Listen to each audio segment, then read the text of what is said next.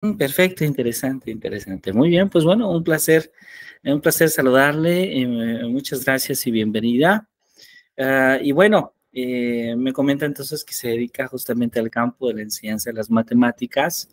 Y el día de hoy vamos a hablar no precisamente de la enseñanza de las matemáticas, pero sí de algo que está muy conectado, que es la epistemología de las matemáticas, ¿no?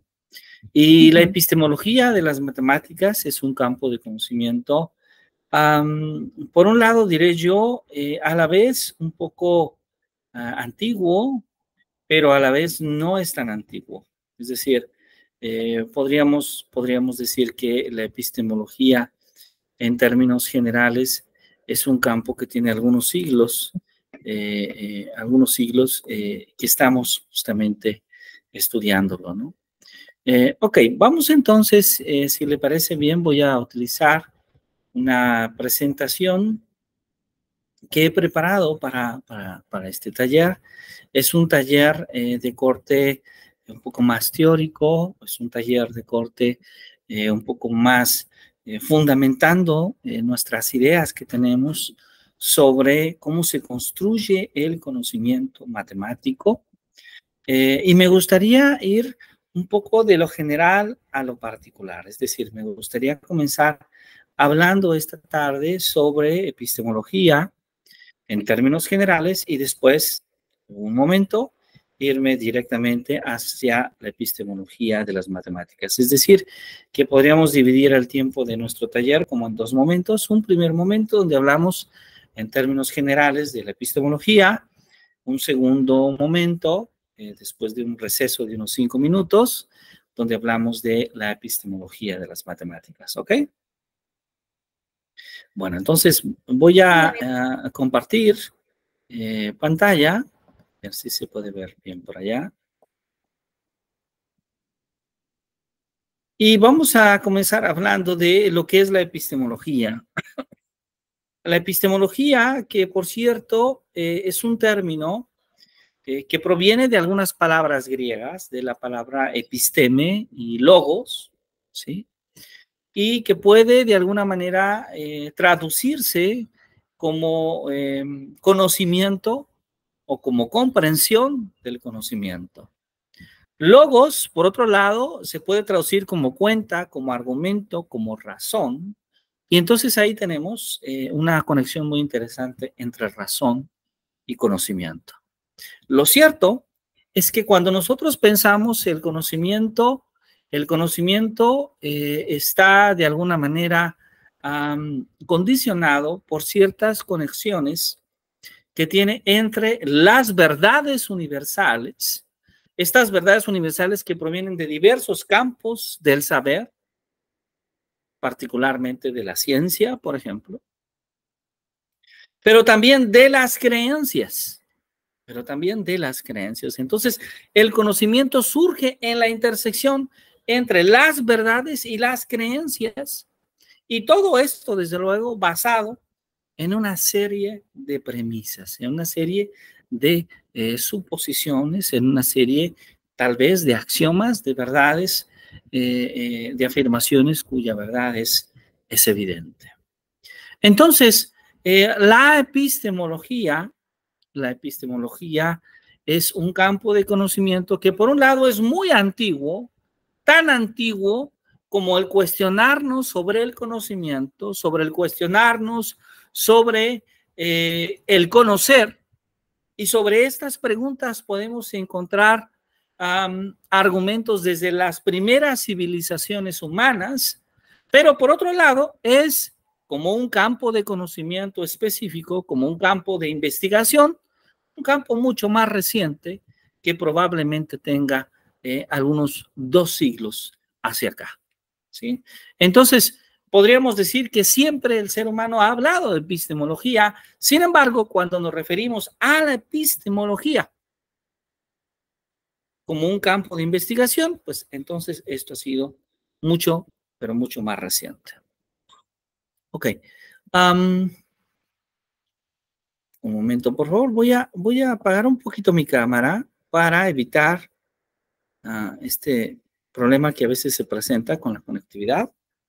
A ver si ahí se puede seguir viendo bien. ¿Sí se ve bien? Sí, doctor, Sí, no hay ¿verdad? problema. Ok, excelente, muy bien. Bien, entonces, vamos a comenzar a hablar de la epistemología desde los tiempos antiguos y vamos a tratar de ir desde los tiempos antiguos hasta tiempos mucho más cercanos. Y cuando hablamos de los tiempos antiguos es necesario hablar de Platón, ¿sí? Platón que se cuestionó sobre el saber mismo. Platón se cuestionó sobre qué significa saber, ¿sí? ¿Qué significa saber? Y particularmente cómo el conocer, ¿sí? Es en lo general bueno para el conocedor. De hecho, hoy en día podemos tomar frases como que el conocimiento es poder. Esta frase, desde luego, implica la suposición de que el conocimiento es bueno para las personas. Conocer es bueno, ¿sí? O también hay quienes asumen la idea de que el conocimiento nos da libertad, ¿sí? Sin embargo, estas son solo ciertos matices o ciertas perspectivas, porque no necesariamente todos los pensadores coinciden con esta mirada. Por otro lado, tenemos a John Locke, que también aparece en esta imagen, ¿sí? Y John Locke se basó un poco más en la idea de tratar de comprender a través del conocimiento al ser humano. No son los únicos que se han cuestionado sobre la epistemología. Perdón. Sí podemos hablar de que son algunos pensadores famosos e importantes, pero también podemos hablar de Immanuel Kant en Alemania, por ejemplo, que él se cuestiona sobre qué tan posible es que realmente el ser humano se entienda. O, por ejemplo, Russell, en Inglaterra, Bertrand Russell, que trata de entender cómo la ciencia también puede justificarse de acuerdo a las experiencias sensoriales, de acuerdo a las experiencias que vivimos a través de los sentidos. Entonces, las más recientes investigaciones en epistemología, ¿sí? De alguna manera buscan comprender los grados de confianza, cómo los grados de confianza están racionalmente limitados por nuestra evidencia. Y claro, también hay otras epistemologías interesadas en comprender los fenómenos sociales, tratando de comprender las motivaciones, los intereses que afectan nuestras restricciones racionales. Estas epistemologías feministas, sociales o decoloniales también hacen desde luego una reflexión de ello. Pero bueno, el término conocimiento, vamos a irnos adentrando poco a poco. El término conocimiento tiene varios usos en la cotidianidad. Ok. Bienvenida, Cintia. Bienvenida, maestra Cintia. Muy bien. Bienvenida. Tiene varios usos en la cotidianidad. ¿Sí? Y me gusta mucho esta frase. Esta frase se me hace una frase muy bonita. ¿Sí?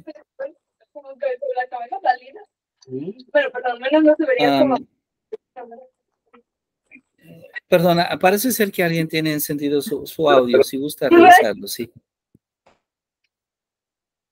Muy bien, gracias. Gracias.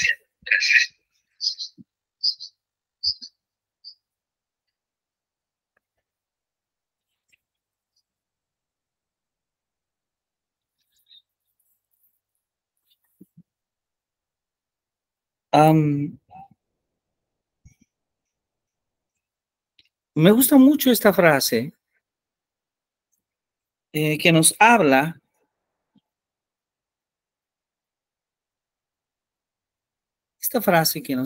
justamente sobre el concepto de conocimiento. Y esta frase me gusta bastante. Dice, incluso si conoces muchos datos sobre Napoleón, no se deduce que conoces a Napoleón. ¿Ven qué interesante? E incluso si conoces muchos datos sobre Napoleón, no se deduce que conoces a Napoleón. ¿Sí? Entonces, el conocer a una persona no es lo mismo que tener una gran cantidad de datos sobre la persona. Lo segundo no es suficiente para lo primero. Entonces, Gilbert Ryle, quien por cierto aparece sentado ahí en esta imagen, escribe un libro que se llama El concepto de la mente. Y Ryle argumenta que saber cómo hacer algo debe de ser diferente de saber cualquier conjunto de hechos sobre eso. No importa cuántos hechos conozcas sobre nadar, de ahí no deducimos que una persona pueda saber nadar. ¿Sí? Tal vez Cintia o Mar, que nos acompañan, leen un libro sobre nadar y pueden leer el libro y pueden hacer inclusive los ejercicios del movimiento de los brazos, de los pies. Pueden estudiar, recitar cada uno de los movimientos que tienen que hacer, pero eso es distinto que estar en la piscina o en el río y nadar. Entonces, esta idea de Gilbert Ryle es muy interesante, ¿verdad? Conocer a una persona no es lo mismo que tener una gran cantidad de datos sobre la persona. Esta distinción le llamamos justamente la distinción entre saber cómo y saber sobre el hecho. Y fue cuestionada por los años 70 en un libro que se llama Conocimiento, Percepción y Memoria, que escribió Ginette, quien aparece también en esta imagen. ¿Sí? Ginette argumenta que saber cómo hacer algo era simplemente sabiendo que un acto en particular era una forma de hacer esa cosa. ¿Sí? No solamente Ginette lo cuestiona, sino también lo cuestionó Debord, Lacan. ¿Sí? De hecho, Stanley y Williamson, Bergson, Moret, Pavesi, son otros autores que cuestionaron esta idea de Ryle. Sin embargo, la idea inicial es interesante. Pero cuando hablamos del conocimiento, no solamente podemos decir esto. ¿Podemos decir más cosas? Sí. Porque podemos decir que el conocimiento requiere creencia. Es decir, que el conocimiento requiere que la creencia pueda ser justificada apropiadamente.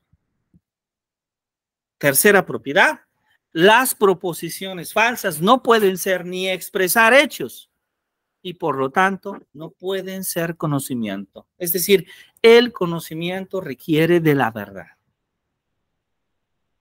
Entonces, podríamos decir que si consideramos estas tres condiciones del conocimiento, si estas tres condiciones son necesarias y suficientes, pues entonces S sabe que P, sí, solo si P es verdadero, y S cree justificadamente que P.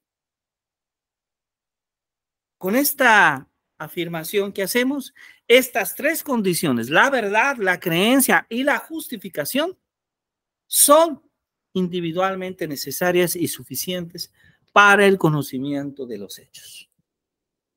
Sin embargo, hay un problema. El problema lo encontró Edmund Gutter, quien aparece en esta imagen. Y Gutter encuentra el problema porque él descubre que hay casos que pueden cumplir estos tres requisitos. Recordemos cuáles son los tres requisitos. que sea la verdad, la creencia y la justificación. Bueno, Getter, dice que hay estas afirmaciones, hay casos en que se cumplen estos requisitos, pero no es posible afirmar que haya conocimiento. Esto significa que estas tres condiciones son necesarias, pero no necesariamente son suficientes. El conocimiento, en lo general, el conocimiento declarativo que se puede expresar mediante una proposición, puede finalmente valorarse su valor de verdad. Podemos evaluar el nivel de verdad y entonces decir si aquella afirmación es verdad o es una falsedad. Podríamos decir en cierta medida que en ese caso la proposición describe cómo es el mundo. Y si la proposición es verdadera, eso realmente pasa en el mundo. De hecho, la noción de conocimiento incluye nuestra creencia. Si lo sé, puedo creerlo. Por otro lado, si lo creo, puedo saberlo. Lo que nos manifiesta de alguna manera que el conocimiento es una categoría superior, desde luego, a la creencia. Entonces, el conocimiento requiere de verdad y de creencias. El conocimiento requiere de creencias verdaderas. Entonces, el conocimiento requiere de ser correcto. ¿Sí? De hecho, el conocimiento requiere que nuestras creencias sean verdaderas. Pero para ello es necesario revisar la evidencia de estas y elaborar juicios sobre ellas. Entonces, ¿qué necesitamos agregar a una creencia verdadera para obtener conocimiento? Pues una respuesta inmediata, es decir, que una proposición es conocimiento si la proposición es verdadera. Si hay una creencia de que, tercero, si la proposición se puede justificar. Kate Leder, quien aparece en esta imagen, va a ser el filósofo que resuelva los casos de Getter. Él va a agregar una cuarta condición. Y él va a decir, la cuarta condición para definir el conocimiento es la ausencia de lemas falsos. Entonces podríamos decir lo siguiente, que el conocimiento requiere para una proposición que sea verdadera, que haya una creencia de que la proposición se cumple, tercero, de que la proposición se pueda justificar, y cuarto, de que haya una ausencia de lemas falsos. Ahora, podríamos nosotros agregar aquí más cosas, porque podríamos preguntarnos cómo nosotros sabemos que nuestras creencias son verdaderas. Más aún, podríamos nosotros preguntarnos si necesitamos justificación para el conocimiento. ¿Qué tipo de justificación es? Pues Leder propone que haya dos tesis adicionales. Por un lado, tenemos tanto conocimiento como decidimos tener. Es decir, asumimos la idea de que el conocimiento es posible y entonces el conocimiento existe. Podríamos decir que en gran parte de la sociedad asumimos que el conocimiento existe y muy especialmente existe, por ejemplo, conocimiento científico. Existe un tipo de conocimiento que cumple ciertas cualidades. Para comenzar, estas 4 cualidades que llamamos ciencia. Y la ciencia clásica por tradición es la matemática. Las matemáticas son una ciencia. Pero también podríamos tomar una postura distinta y decir, bueno, yo puedo asumir que entonces el conocimiento es imposible. A esta postura le llamamos el escepticismo radical. Es decir, no sabes que no eres, no sabes. Asumimos la idea de que no es posible saber. Y entonces se formula la hipótesis escéptica. ¿Cuál es esa hipótesis escéptica? Básicamente es la idea de asumir la duda sobre todo. La idea de cuestionar todo. La idea de asumir que inclusive en todos los casos podemos ser engañados. Porque asumimos que no se puede conocer. Así es como construimos el argumento escéptico. No podemos conocer el mundo exterior a nosotros. Así que nos damos cuenta que tenemos poco control sobre lo que es verdad en la realidad. Esto nos va a permitir esta postura de asumir que el conocimiento es posible, o la postura de asumir que el conocimiento no es posible, desde luego nos permite cuestionarnos sobre la naturaleza del conocimiento. Perdón, no hice el comentario, pero por favor, Cintia, Mar, en el momento en que haya una duda, por favor, no dejen de preguntar, por favor, si son tan amables. Sí, no hay problema. Gracias. Ok, muy bien. Entonces, la naturaleza del conocimiento, vamos a hablar un poco de la naturaleza del conocimiento. Y lo primero que quisiera mencionarles es que hay varias preguntas y varias respuestas. Por ejemplo, hay alguien que dice que conocer es un modo de interpretar la realidad. Repito, conocer es un modo de interpretar la realidad. Quienes ven al conocimiento desde esa perspectiva y a la realidad, lo ven desde una perspectiva que llamamos la hermenéutica. Así le llamamos, la hermenéutica. Pero también hay quienes dicen, no, la realidad se construye, de hecho la realidad se reconstruye constantemente. La realidad que vivimos nosotros, formamos parte de ella y nosotros la construimos. Esa visión epistémica se llama el constructivismo. ¿Sí? Se llama el constructivismo. Y entonces, a partir de estas dos nociones, a partir de la noción de la hermenéutica, a partir de la noción, se fija una relación entre el sujeto y el objeto.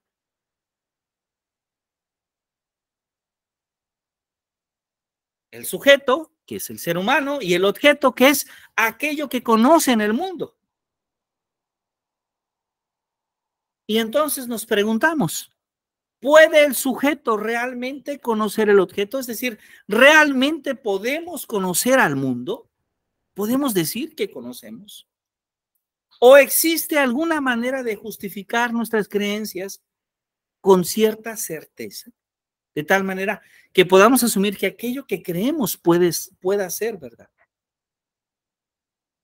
Bueno, lo primero que habrá que decir es que podemos contestar a estas dos preguntas de manera afirmativa. Si asumimos la posibilidad del conocimiento, es decir, si asumimos aquella idea que ya he mencionado de que el conocimiento existe, de que es posible. Pero también podemos contestar de manera negativa cuando decimos que no es posible alcanzar, no hay posibilidades para el conocimiento y entonces no hay manera de conocer la realidad. Entonces el conocimiento no es posible. La respuesta negativa, como ya he mencionado, se llama escepticismo. ¿Y esta respuesta negativa en qué consiste? Consiste en dudar. Consiste en dudar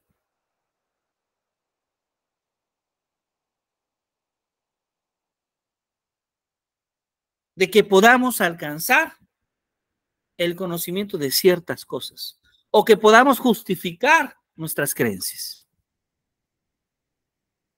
El escepticismo a lo largo de la historia se va a convertir en un reto para la teoría del conocimiento. ¿A qué grado? Al grado de que la epistemología ha sido considerada como un intento por responder a ese escepticismo.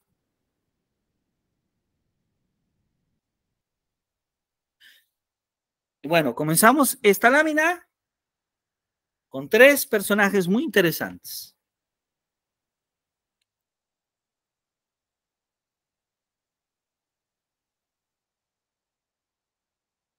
Del lado derecho a la izquierda tenemos justamente a René Descartes o René Descartes, Renato Descartes. En el centro tenemos justamente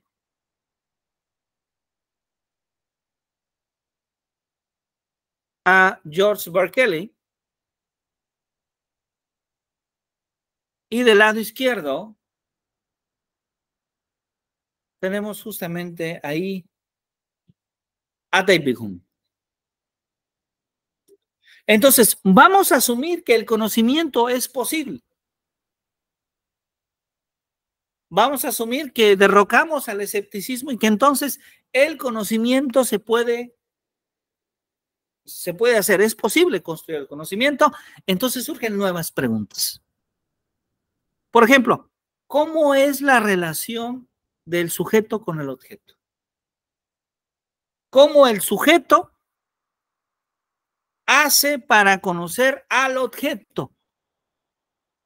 Y aquí hay dos respuestas, muy interesantes.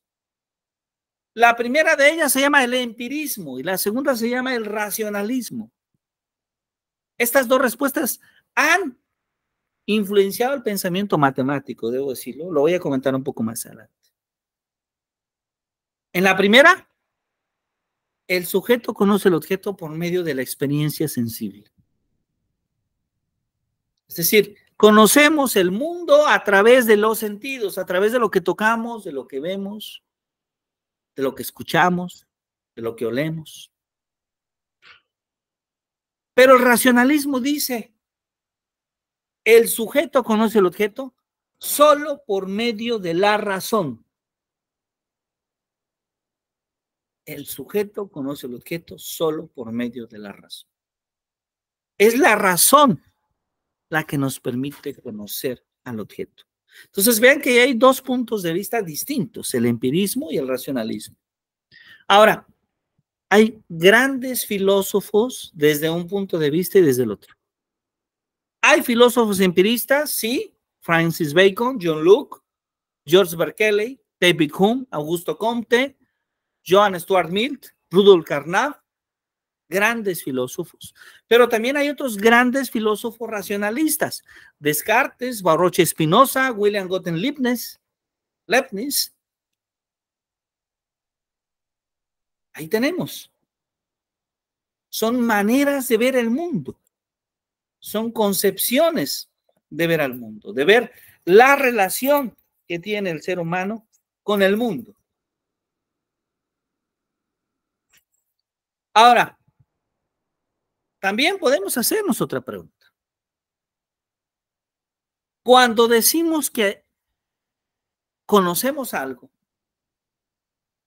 ¿qué es lo que conocemos? Y aquí tenemos una imagen muy interesante, muy bonita. La estatua de Aristóteles,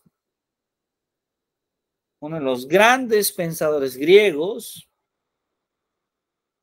Y del otro lado tenemos a Immanuel Kant, uno de los grandes pensadores alemanes, en diferentes siglos. Uno posterior al Renacimiento, en la Ilustración, y el otro en la civilización antigua griega. Bueno, pues algunos dicen que conocemos una realidad que es independiente de nuestro pensamiento.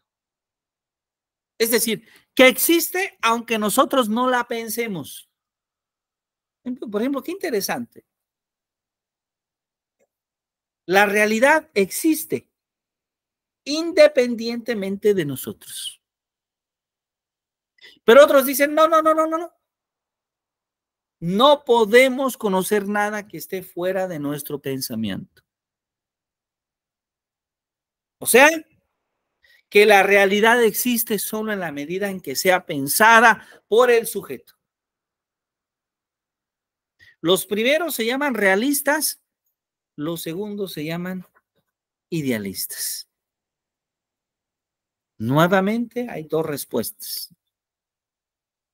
Realistas como Aristóteles, como Tomás Aquino. Idealistas como Immanuel Kant o como Federico Hegel. Entonces, si hablamos del conocimiento como una creencia verdadera justificada, hay varios problemas que también se pueden plantear. Una de ellas es cómo se justifican nuestras creencias. ¿Cómo se justifican en última instancia nuestras creencias? Una respuesta, por ejemplo, es asumir la idea de que las creencias no requieren de una justificación.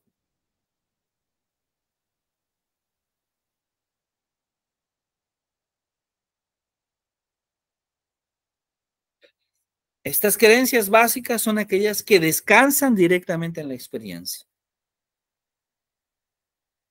A esta corriente le llamamos fundamentalismo.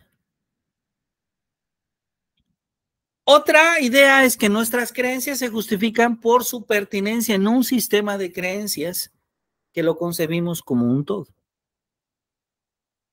En un sistema de creencias, unas justifican a las otras y todas entre sí, pero no de manera aislada, sino de todas en su conjunto.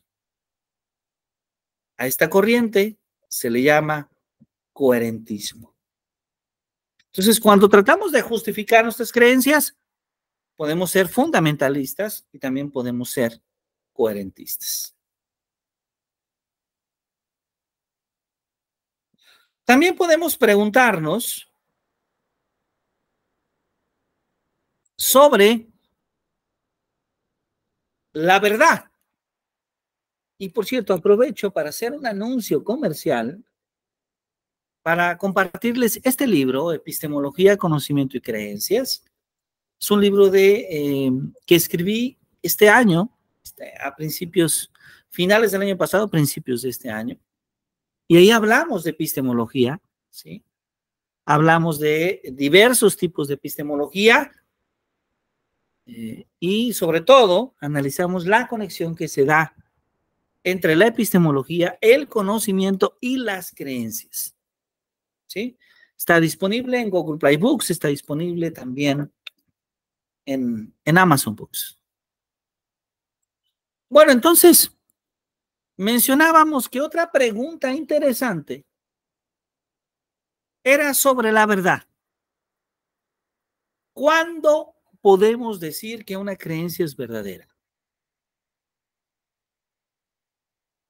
Pues, una respuesta rápida a eso puede ser asumir la idea de que una creencia es verdadera cuando esa creencia corresponde con la realidad. Podríamos decir, cuando hay concordancia entre pensamiento y realidad. Y a esta manera de ver la noción de verdad le llamamos correspondentismo. Sin embargo, a pesar de que la teoría de la verdad corresponde, de la correspondencia, pareciera natural, ha sido muy cuestionada.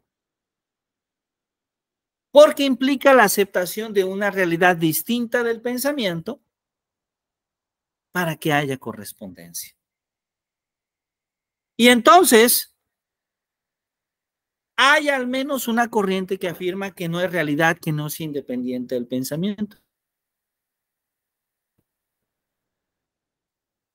De manera que esta noción de verdad no es aceptada en esta corriente. Hay otras alternativas para hablar de esta noción de verdad, como por ejemplo la coherencia, pero también la propia coherencia ha sido cuestionada por diversos pensadores. Y bueno, hablar de corrientes epistemológicas es un campo enorme de conocimiento, es un campo maravilloso, un campo sumamente productivo, sumamente emocionante, porque involucra la historia, la filosofía, el pensamiento de muchísimas personas. Voy a hacer una pequeña pausa porque ahora voy a tratar de llevar esta discusión al campo de las matemáticas. Y no quiero hacer la pausa antes de decirles que un complemento ideal para seguir hablando de epistemología es este muy buen libro que se llama Introducción a la Historia de la Filosofía, escrito por Ramón Shirao en 1990. Ahí podrán encontrar gran parte del pensamiento epistémico desde las civilizaciones antiguas hasta poco más de mitad del siglo pasado. Bien, voy a dejar de usar esta presentación.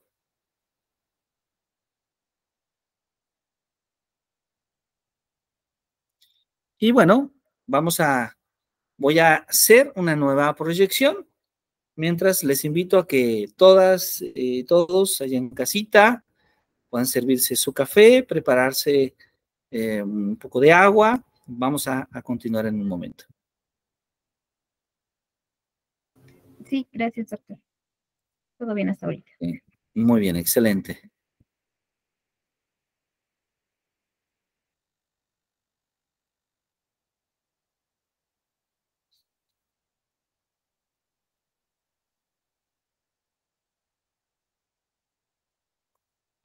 Muy bien, entonces, todo parece, ¿vamos bien hasta aquí?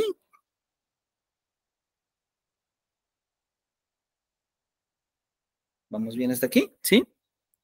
Ok, entonces vamos a comenzar esta segunda parte con una pregunta para ustedes. Esta pregunta la pueden ustedes contestar desde su experiencia como profesoras, desde su experiencia profesional, o también pueden desde luego recurrir a alguna lectura. ¿Qué son las matemáticas? Y vamos a tratar de profundizar con una segunda pregunta.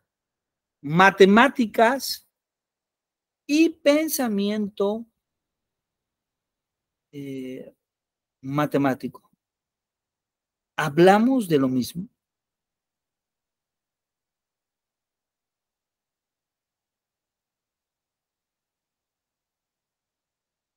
¿Hablamos de lo mismo? A ver, vamos a tomarnos todos allá estos 5 minutos para escribir en el chat, vamos a escribir en el chat de la llamada la respuesta que ustedes tengan como reflexión. Yo voy a aprovechar para hacer una tacita de café mientras que ustedes hacen esta reflexión allá en casa. Cuando hablamos de matemáticas y pensamiento matemático, ¿estamos hablando de lo mismo? Adelante, por favor, si son tan amables. Vamos a escribir de manera escrita en el chat de la llamada. Adelante, por favor.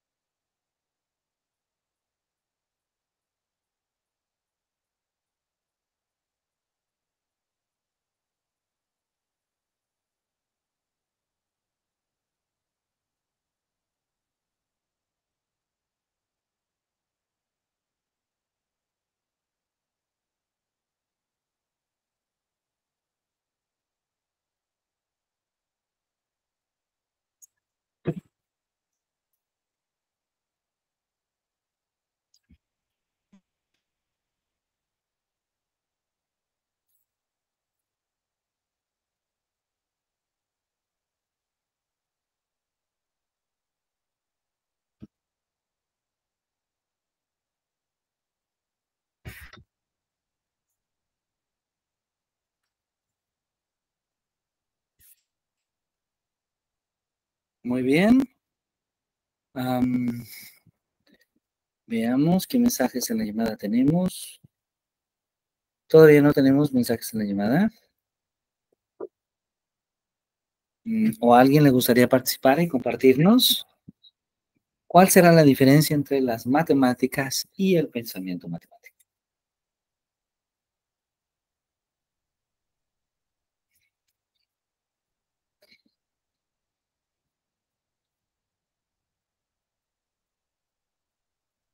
Bueno, la respuesta ya la había puesto ahí en el chat, pero bueno, las matemáticas en sí es como la ciencia, la que estudia, la que nos cuantifica, ¿no? La magnitud de las propiedades, toda esa parte.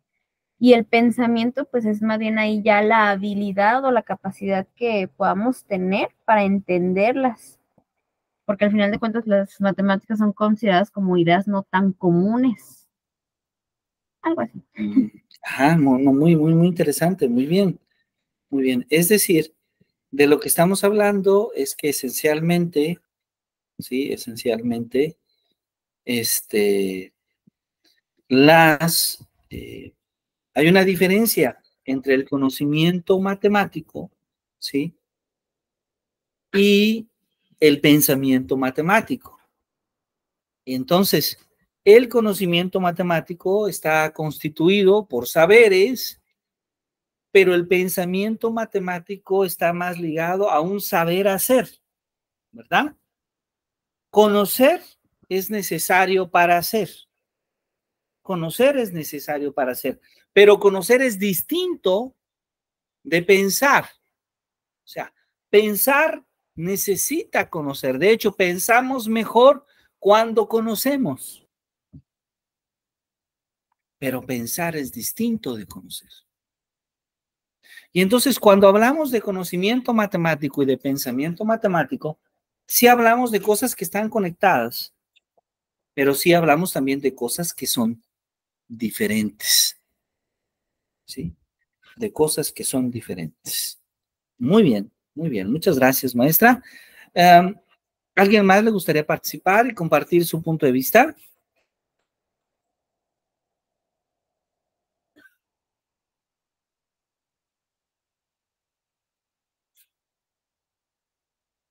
¿No? Muy bien.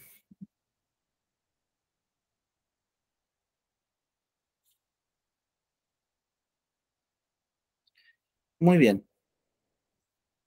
Bueno, entonces, vamos a comenzar a hablar un poquito de esta epistemología de las matemáticas.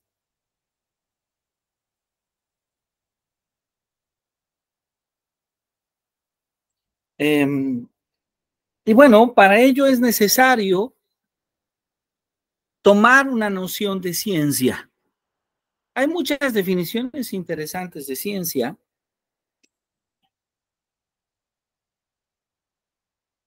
Pero tomamos esta noción básica que nos dice que la ciencia la podemos ver como un conjunto de conocimientos obtenidos mediante la observación y el razonamiento, pero que además están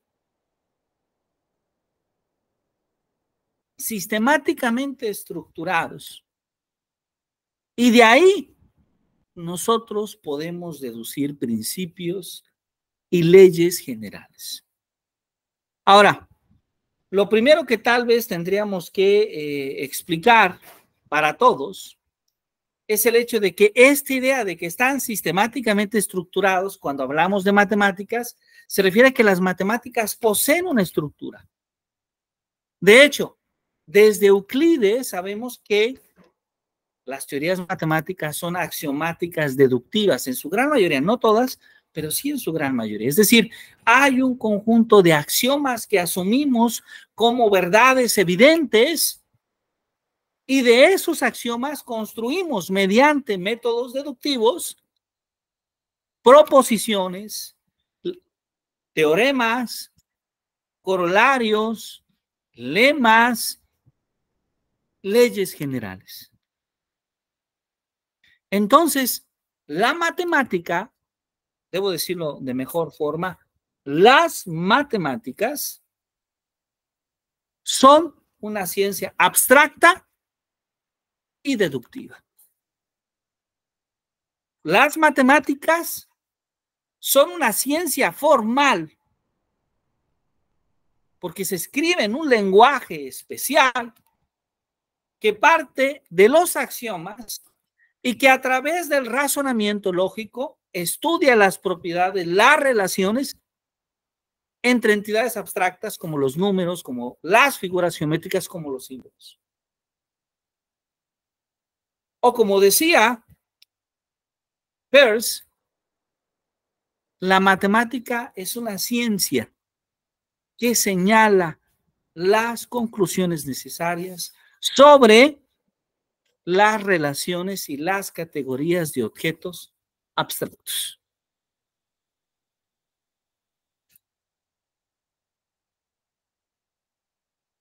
Entonces, el historiador de las matemáticas, Ibel, nos dice lo siguiente. O sea, mira, qué interesante. Pero entonces, el conocimiento matemático surge a partir del empirismo práctico del uso de las medidas. ¿Sí? ¿Por qué? Porque si recordamos el inicio del pensamiento matemático, del desarrollo del pensamiento matemático, se da para medir, para contar, para medir las áreas de las tierras, para contar los objetos, para calcular, para aproximar. Entonces, el conocimiento matemático surge desde ese empirismo que podemos observar, que podemos ver, que hasta podemos tocar, de usar las medidas, las proporciones, las formas, hasta observar algo mucho más especial, como es el nacimiento de las relaciones entre los objetos a través del razonamiento deductivo de manera consciente en las inducciones de la vida diaria. Eso es, a eso hace referencia Bell. Ahora, las matemáticas tienen una característica específica. Y la característica específica es que no existen sin la demostración deductiva. ¿Sí? Esto no significa que la intuición no sea importante, que el experimento no es importante, que la inducción no es importante, que las observaciones no sean importantes. Sí, tienen importancia. Claro que tienen importancia, pero la demostración deductiva es uno de los elementos más importantes para la inventiva, para la justificación del pensamiento matemático. Muy bien. Entonces podríamos decir que al estudiar las relaciones entre los objetos de conocimiento matemático, no solamente desde una vista práctica, sino más bien desde una postura más deductiva, es que surge la necesidad de la abstracción como un medio para hacer una descripción racional de nuestras experiencias. ¿A través de qué? A través del entendimiento y a través de un modelo que describe parte de la realidad de estudio. La abstracción, entonces, es esa descripción un poco correspondista, porque hace ver que el modelo matemático concuerda perfectamente con las observaciones reales. Como dice el filósofo Lonergan, cuando uno abstrae, uno capta lo inteligible en lo sensible. Pero eso implica la necesidad de medios para verificar, para probar, que nos permitan concluir que en efecto lo que el modelo abstracto nos indica que sucede, realmente sucede en la realidad.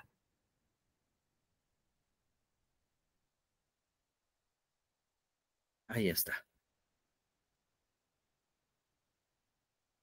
Muy bien. ¿Vamos bien hasta aquí? Sí, doctor, todo bien. Perfecto.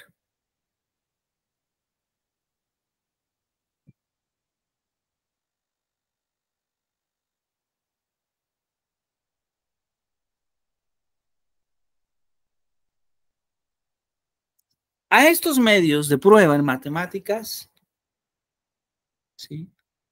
A estos medios de prueba en matemáticas,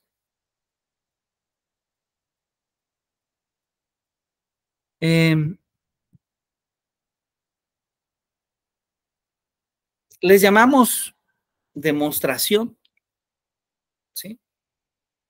Y la demostración puede entenderse en muchos contextos.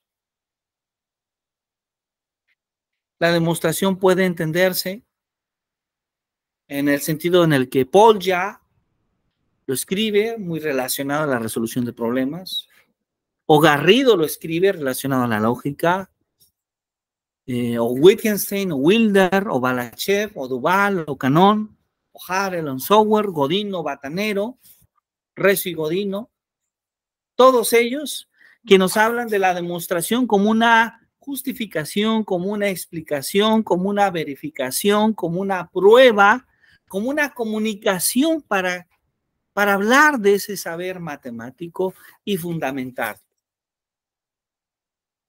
De hecho, en esta imagen tenemos profesores en un curso de matemáticas que impartimos en el Instituto Tecnológico de Morelia hace algunos años, profesores que están probando el teorema de Pitágoras. Y ellos están dando ahí una prueba, un argumento basado en las áreas del teorema de Pitágoras, que nos dice que si tenemos un triángulo rectángulo en el plano, la suma del cuadrado de sus dos catetos es igual al cuadrado de la hipotenusa. Y que se puede explicar como que esa A cuadrada, ese cuadrito en azul que aparece, esa área, más el área B cuadrada que aparece en naranja, es exactamente igual al área que aparece en verde, C cuadrado. Ahí está. Esta manera de ver las matemáticas ha llevado a, al menos para comenzar, a muchas formas de pensar el conocimiento matemático. Pero entre estas formas del pensamiento matemático han muy especialmente sobresalido tres corrientes del pensamiento. Bueno, les comparto a ustedes estas tres corrientes de pensamiento: logicismo, intuicionismo y formalismo. Y entonces hago una pregunta, me permito hacer una pregunta a todos ustedes. Si ustedes conocen alguno de los matemáticos que aparece justamente en esta imagen. No, doctor, la verdad no. No los reconozco. ¿No? ¿No lo identifican?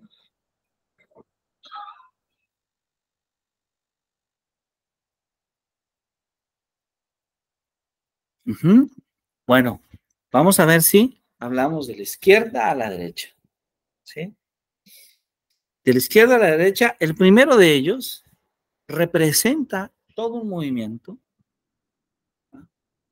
que le vamos a llamar el intuicionismo. El intuicionismo. Blower es el apellido de este matemático. Y Blower asume la idea de que cuando nosotros construimos conocimiento matemático, lo que nos guía es la intuición. ¿Ven qué interesante? Maestra Cintia, maestra Mar, ¿ustedes han tenido la oportunidad de hacer integrales? Estoy seguro que sí. Sí, integrales, diferenciales y vectorial. Perfecto. Maestra Cintia. No, No, nunca ha tenido esa oportunidad. así es. Pero a lo mejor recuerda sistemas de ecuaciones. lineales en la secundaria, en la preparatoria. Sí, vectoriales, sí, y todo lo que fue en la prepa. Ok, entonces, Y ecuaciones, sí. ok, entonces imagínense, por favor, que ustedes tienen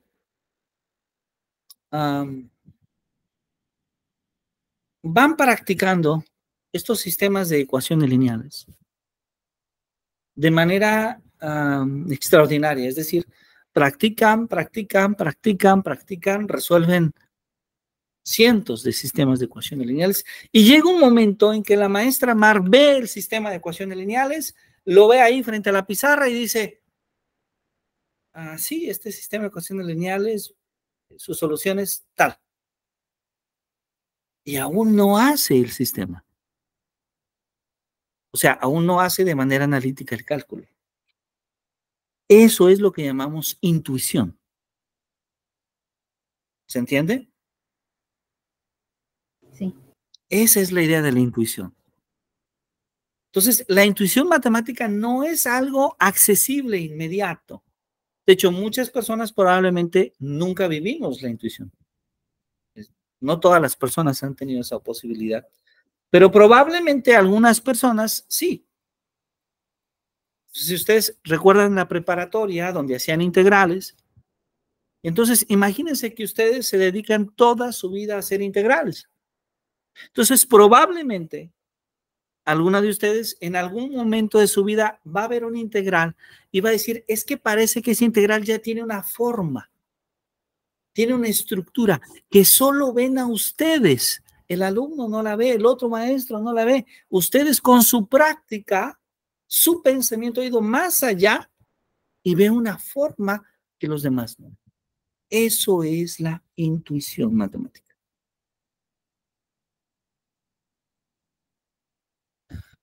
Eso es lo que dice Blower. Entonces, la intuición es como un acto genial, como un acto de comprensión, pero de una comprensión que va un poco más adelante que la mayoría de las personas. Blower dice que es esa intuición la que guía el conocimiento matemático. Y cuando se refiere a lo que guía el conocimiento matemático, se refiere a que los matemáticos van desarrollando esa intuición y así es como van descubriendo cosas nuevas en las matemáticas. ¿Ok? Después ahora voy a tomar del otro lado, completamente del otro lado, a David Hilbert. Hilbert va a ser formalista, él va a ser formalista. Y Hilbert va a darse cuenta del potencial que tiene el lenguaje matemático. El método de análisis del lenguaje matemático, porque el lenguaje matemático es especial y nos permite observar, ver más que si no utilizáramos el lenguaje matemático. Hilbert entonces cree que el conocimiento matemático se desarrolla a través del formalismo. Y después tenemos el logicismo, con el hombre que aparece en el centro de esta imagen, que es Bertrand Russell. Russell tiene una idea muy específica. Y la idea de Russell, ¿sí? La idea de Russell, ¿sí?, es que esencialmente la matemática es lógica. La matemática se puede simplificar a la lógica. Y entonces el razonamiento lógico es la esencia del pensamiento matemático. Ese es el logicismo. De tal manera que la lógica para Russell es un campo fundamental, es un campo esencial, porque a través de la lógica, es a través de la lógica que se construye el pensamiento matemático.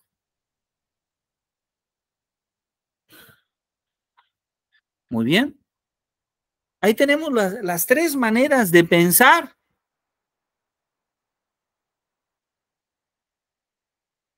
¿Cómo se construye el conocimiento matemático? Pero entonces hay un personaje más que aparece en el centro de lentes. Kurt Gödel. Kurt Gödel, allá por los años 30, revisa el trabajo de David Hilbert y dice, yo me voy a preguntar si la matemática como sistema cumple con una propiedad especial. De hecho, con dos propiedades.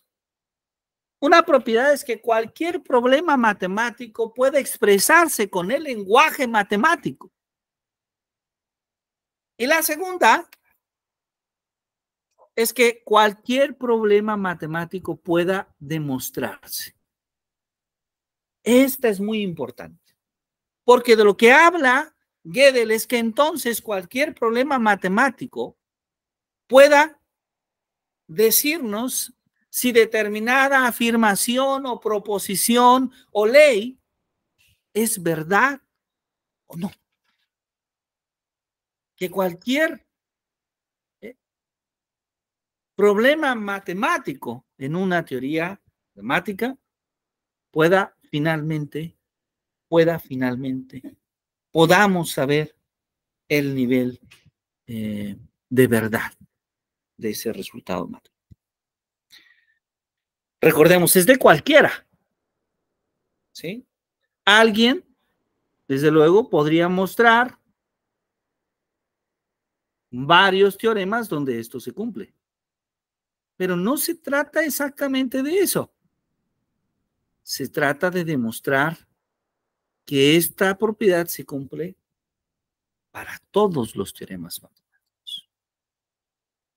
Y entonces, la respuesta que Gödel da es que el formalismo de Hilbert no había puesto atención a esta propiedad y que el logicismo de Russell, desde luego, tampoco se cumplía. ¿Por qué? Inclusive la lógica de primer orden, después de la lógica de primer orden, podía haber teorías matemáticas que no garantizaran la capacidad de que en su teoría se pudiera demostrar cualquier teorema matemático. Y entonces Gödel nos habla de las limitaciones de la matemática. Ahí ya estamos hablando de epistemología. Estamos hablando de las limitaciones de la matemática. Y esto no significa, desde luego, que la matemática sea una mala ciencia. No, desde luego que no. Una de las características del conocimiento científico es que el conocimiento científico siempre se está cuestionando sobre sí. Siempre se está evolucionando. Una de las características del conocimiento científico es el debate. Si ustedes trabajan en un campo de conocimiento donde no se debaten las verdades universales, lo más probable es que ese campo de conocimiento no sea un campo de conocimiento científico. Es por eso que, por ejemplo, en la religión no hay cuestionamiento. Y no hay cuestionamiento porque en la religión no se busca demostrar, no se busca probar, se asume la creencia. ¿Sí? Ahora, así como hablamos de religión, podríamos hablar de otros campos de conocimiento, ¿sí? En los cuales, nuevamente, se asume la verdad, se asume la afirmación como una verdad, pero no se cuestiona la verdad de esa afirmación. Y la característica del conocimiento científico es que el conocimiento científico sí se cuestiona. El conocimiento científico sí se cuestiona, sí se hace esa pregunta. Muy bien, ¿vamos bien hasta aquí? Maestras, maestros. Sí, todo muy bien, gracias. Muy bien, maestra Cintia, adelante, por favor, si están amables. Maestro, pues sí, mire, se intenta demostrar la verdad. Así es, así es. La ciencia representa... Ay, perdón, sí, adelante. perdón, quiero hacer un breve paréntesis. Cuando estábamos hablando de la religión, se ha ampliado el sentido y el criterio en la verdad de que se cuestione y de que se indague. Entonces, también hoy día la religión también se puede cuestionar, se puede indagar y asumir para poder entender lo que es la verdad. Entonces, hoy día estamos abiertos también a ello. Y Claro. Claro que sí. Por ejemplo,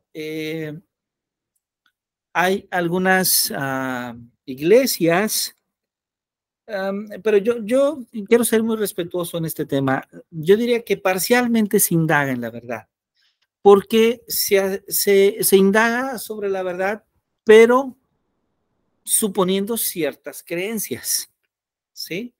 Y la ciencia, en ese sentido, va a cuestionarse mucho más, ¿no?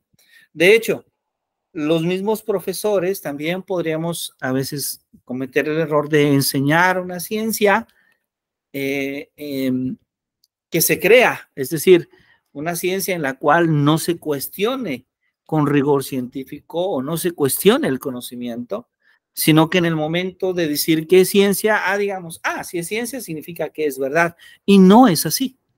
La ciencia nos ha enseñado que a lo largo de la historia, el mismo campo de la ciencia requiere de ponerse a prueba, requiere de cuestionarse, ¿sí? La imagen de estos 4 matemáticos eminentes de finales del siglo XIX y principios del siglo XX es un ejemplo, pero en otras ciencias, como podría ser, por ejemplo, el caso de la física, podríamos también encontrar muchos ejemplos. Aquella ciencia de Aristóteles fue diferente, si es que le podemos llamar ciencia, ¿verdad? Fue diferente a la ciencia que trató de construir Galileo y Descartes, y esa fue diferente a la ciencia de Newton, y esa fue diferente a la ciencia de Einstein, y la ciencia actual es diferente a la ciencia de Einstein. Entonces siempre hay ese proceso, desde luego, maestro. Muchas gracias, muchas gracias. Muchas gracias. Bueno, ahora, podemos entonces decir que el desarrollo del conocimiento matemático, ¿sí? Es una actividad investigativa que consiste del análisis, de la comprensión de las relaciones, de la conceptualización de los objetos abstractos. Y esta actividad especialmente requiere de actos de intelección, de actos que se construyen a través del desarrollo de las habilidades cognitivas, a través de las experiencias. Ahora, hablar de una actividad de investigación en las matemáticas o en la enseñanza de las matemáticas implica también un conocimiento de las matemáticas, pero también implica un conocimiento de la misma persona, del individuo propio. Un conocimiento del mismo que reflexiona y conoce. Un autoconocimiento. Y esto lo podemos ver patente en gran medida en la obra de Tomás Aquino. ¿Sí? Tomás Aquino, que él crea uno de los primeros modelos para comprender la noción de entendimiento. ¿Sí?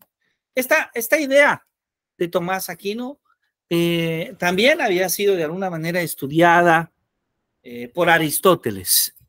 Cuando Aristóteles se habla de la noción de insight, ¿sí? De poder tomar lo inteligible en lo sensible. Y esto tiene algunas implicaciones importantes en el acto de enseñar, ¿sí? ¿Por qué? Porque hablar de lo que Tomás Aquino llamaba la iluminación de la imagen es pasar al interior de cierto patrón intelectual de la experiencia. Hablar del esfuerzo hecho por el profesor que puede ser inútil si el estudiante no le da una orientación adecuada a su conciencia. Esto es muy importante, porque entonces hablamos de cuál es la labor del profesor y de cuál es la labor del estudiante. Estamos hablando de la época de Tomás de Aquino. Para Tomás Aquino, el flujo de la conciencia va a ser dirigido por la inteligencia. Expresa una orientación del sujeto.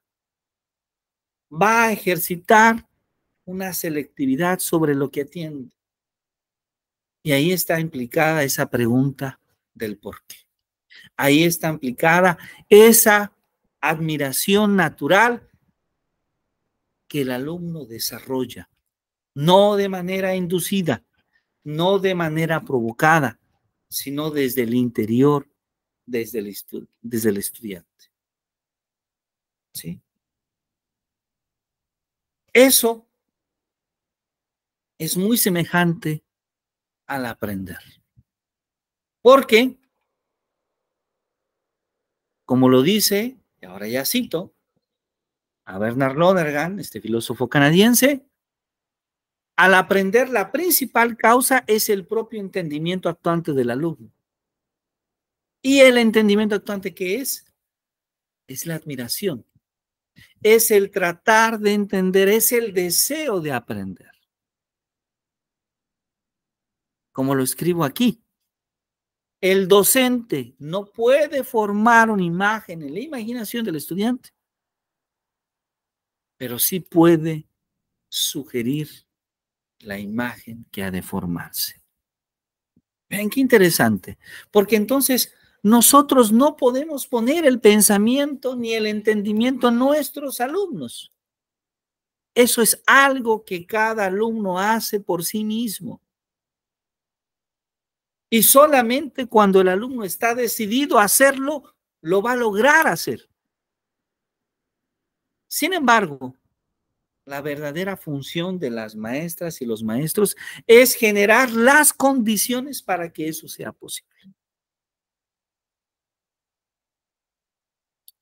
El docente puede entonces proporcionar oportunidades. Oportunidades para que los alumnos se hagan preguntas, oportunidades para que descubran cuando ellos se equivocan, para que vean lo que no están observando. Como dice Lonergan, el maestro puede ayudar, puede estimular, puede guiar la formación de la imagen desde la perspectiva correcta, la formación de lo que es captado por el acto de entender. Pero puede ayudar, estimar y guiar. No puede hacerlo por el alumno. El alumno es el único responsable de su propio aprendizaje. Repito, el alumno es el único responsable de su propio aprendizaje. Pero sí es el docente el responsable, sí es el docente el responsable de motivar, de crear el ambiente más adecuado para que esa gestión sea exitosa. Y bueno, me gustaría ir cerrando con esta lámina que además tiene en esta imagen a un matemático mexicano, Humberto Cárdenas, que aparece ahí en una sala de la Universidad Nacional Autónoma de México. Aprovecho para invitarle al punto de las 8 de la noche.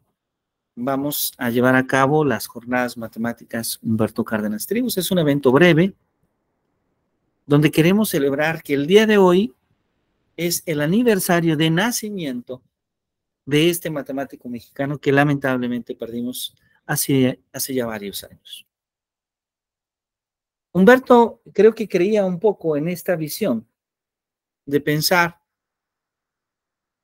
que el dominio intelectual de las matemáticas, en general de la ciencia, porque la ciencia, ya hemos comentado que la matemática es una de las ciencias más tradicionales, si es que no es la más tradicional, es lento y requiere de perseverancia. Requiere de una acumulación de actos de intelección. ¿Qué es ese acto de intelección? Son actos de entendimiento. Esos actos de entendimiento que se van dando poco a poco a lo largo de nuestra vida, que no se dan de manera constante, pero que en algunos momentos tenemos la oportunidad de vivirlos cuando decimos, ya entendí. Entonces, ¿la ciencia se construye a través de esos actos? Sí, porque esos actos de intelección revelan la genialidad, revelan la creatividad, revelan la intuición, como diría Blower, del pensamiento matemático. Los problemas matemáticos se resuelven al hacer los problemas más sencillos, al desmenuzarlos. Y los actos, estos actos geniales que estamos citando, son el resultado de ¿qué? De preguntarse, son el resultado de indagar, de tratar de aprender con claridad, con distinción, lo que a veces está implícito en las cosas más sencillas que cualquiera puede comprender. Es decir, cuando las personas logran ver aquello que los demás no ven. ¿Se acuerdan lo que comentaba de las integrales, de los sistemas de ecuaciones? A eso me refiero. A desarrollar la capacidad de observar algo que para la mayoría de las personas posiblemente no lo sea. El matemático inclusive disfruta de ver las ecuaciones en el pizarrón. Y puede escuchar a algunos cuantos maestros de matemáticas, maestras de matemáticas, decir, mira qué bella ecuación, mira qué bonito se ve esto. Algo que probablemente alguien más que pase por esa sala no va a lograr identificar su valor estético, su belleza. Pero para quien disfruta las matemáticas, sí va a ser posible. Lonergan nos dice entonces que el acto de intelección llega como una liberación de la atención de la indagación, es decir, nos libera de la pregunta, nos libera de la duda, nos libera de esa tensión que sufrimos por tener la duda. Adviene súbita e inesperadamente. Es decir, no se produce cuando nosotros decidimos que se produzca, simplemente llegan las ideas. No ocurre en función de circunstancias externas, sino más bien de condiciones internas. Gira entre lo concreto y lo abstracto, ahí, una partecita de Piaget, y después pasa a formar parte de nosotros, pasa a formar parte de nuestra vida, de nuestra manera de pensar y ver la realidad.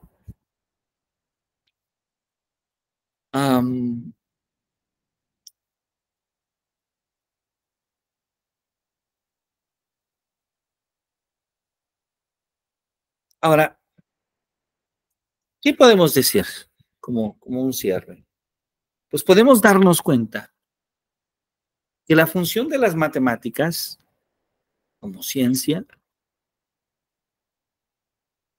es resolver problemas, por un lado, sí, se resuelven problemas, algunos problemas muy abstractos, como como los que podría resolver el profesor Raimundo Bautista, que aparece en esta imagen. Pero también es eminentemente educativa, porque atiende la idea de comunicar aquellos enunciados que se siguen, aquellos enunciados que se implican necesariamente de enunciados anteriores. A eso se dedica la matemática como ciencia. Probablemente su mayor preocupación no son las cosas como son. Eso lo estudia la biología, eso lo estudia la física, eso lo estudia la química, otras ciencias, la economía. Sino las cosas como deben de ser, si se prefijan determinadas reglas. Es decir, si asumimos determinadas suposiciones. Bueno, pues yo les agradezco muchísimo que nos hayan acompañado esta tarde. Espero que hayan podido disfrutar tanto como yo de esta sesión y que haya sido interesante. Y bueno, estoy pendiente de si alguien tiene alguna duda, alguna pregunta de esta sesión. No, doctor, al contrario, muchas gracias. Ha sido así como que lo que uno nunca se mete a ver y estudiar, verlo de esta manera, pues también es parte importante y emocionante, ¿verdad? Si uno Qué no bueno. entiende, si uno no entiende lo que predica a veces, porque no es lo mismo ser estudiante, aprenderlo, que entenderlo y pasarlo, ¿sabes? Son cosas muy distintas. Qué bueno, me da mucho gusto, maestra Mar, que lo haya disfrutado. Maestra Cintia, ¿algún comentario antes de concluir? Me amplió el panorama de lo que es las matemáticas, ya lo puedo percibir desde otro ángulo y es mucho conocimiento que hay que, como usted lo dijo, hay que ir desmenuzándolo para irlo entendiendo, irlo adquiriéndolo e irte enamorando de ello. Exactamente, hay que ir poco a poco, irlo disfrutando. Y claro, la matemática es muchísima pasión, muchísima pasión. ¿Quién quiere sufrir con más cálculo diferencial? Dirían socialmente, nadie, no sé por qué les encanta, pero ahí va la gente que le gustan las matemáticas y necesita todos los días de motivarse con problemas matemáticos, ¿no? Es algo muy bonito, algo muy especial. Y bueno, solamente me resta agradecer que nos hayan acompañado. Les pido que por medio de WhatsApp no dejen de mandarme su nombre completo para la siguiente semana hacer